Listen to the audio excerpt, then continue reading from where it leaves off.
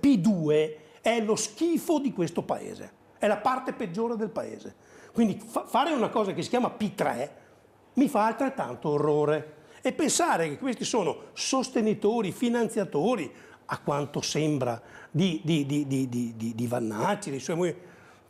Io sono preoccupatissimo. Ora, questo è un elemento su cui va fatta chiarezza. Niente soldi al partito, nuove fondazioni create all'insaputa di Salvini e soprattutto legami con la massoneria. Non poteva passare inosservata l'inchiesta di Report sul mondo del generale Roberto Vannacci, con il diretto interessato che ha già parlato di notizie false e di una trasmissione, quella Rai, faziosa e pretestuosa. Ma se da un lato per Roberto Bulldog Marcato i sospetti sono troppo gravi per passare in cavalleria, dall'altro Stefano Valdegamberi, anche lui della Lega, ma vicino al generale, usa tutt'altri toni. Io non faccio certamente parte della massoneria, ma creare una trasmissione cercando di così buttare del fango sulle persone, attaccandosi tra l'altro su questioni, su persone che uno frequenta. Io sono convinto che tra quelli che frequento quotidianamente, anche nell'attività politica, ci siano molti che hanno aderito alla massoneria.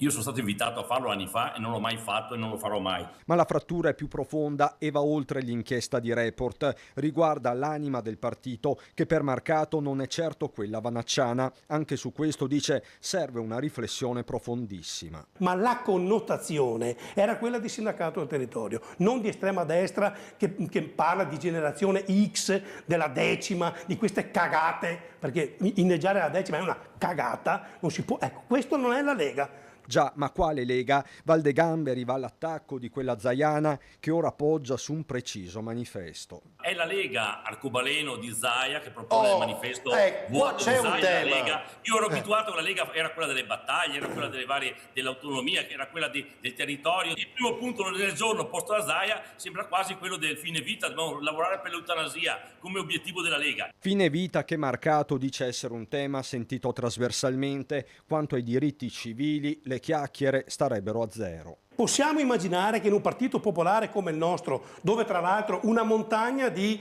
dirigenti sono omosessuali, parlare ancora di anormalità dell'omosessualità possa essere un tema politico. Cioè io mi vergogno.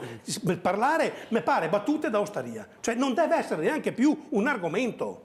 L'omosessualità non è un tema politico, perché non è un tema. Lega contro Lega con Valdegamberi che come ultimo coup de théâtre imbraccia la chitarra e canta De Gregori. La dedica non serve nemmeno esplicitarla. Generale dietro la collina, lunga la notte, buia